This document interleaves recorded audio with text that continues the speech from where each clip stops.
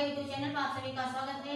एक बहुत धमाकेदार धान की कटाई के लेकर आए हैं। धान सड़ चुका है खेत में, घर पे नहीं जा रहा है, जाने वाला नहीं है, सड़ चुका है खेत में। इस धान के ऊपर ये गाना बना है। जैसा भी लगेगा आप लोग कमेंट में बताइएगा। नए हैं तो हमारे चैनल को लाइक सब्सक्राइब जरूर करिएगा। ये धान की कटाई का गीत का एक बार आनंद जरूर उठाइएगा। जैसा भी लगेगा आप लोग बताइएगा। मुड़वा पे हाथ धई के रोवत किसानवा, मुड़वा पे हाथ धई के रोवत किसानवा, बरस गयो दाऊ सड़ गया सब धानवा, बरस गयो दाऊ सड़ गया सब धानवा, बरस गयो दाऊ। मुड़वा पे हाथ धई के रोवत किसानवा, मुड़वा पे हाथ धई के रोवत किसानवा, बरस गयो दाऊ सड़ गया सब धानवा, बरस गयो दाऊ सड़ गया सब धानवा, बरस गयो दाऊ सड़ गया सब धानवा, बरस गयो दाऊ। लाइन लगा के भैया यूरिया लियायन, यूरिया लियायन भैया यूरिया लियायन, लाइन लगा के बाबू यूरिया लियायन। रातों दिन मर के हम धनवा उगाए, लाइन लगा के भैया यूरिया लियाए। रातों दिन मर के बाबू धनवा उगाए।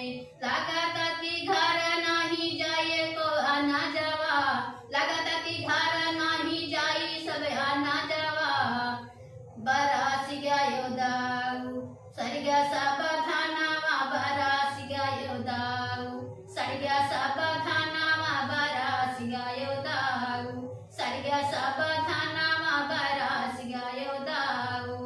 मुड़वा पे हाथ धई के रोवत किसानवा, मुड़वा पे हाथ धई के रोवत किसानवा, बरस गयो दाऊ सड़ गया सब धानवा, बरस गयो दाऊ सड़ गया सब धानवा, बरस गयो दाऊ।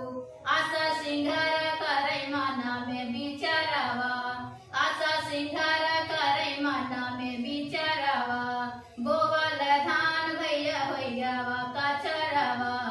आशा सिंगार करे माना में बिचारावा, बोवल धान भैया होइयावा कचरावा।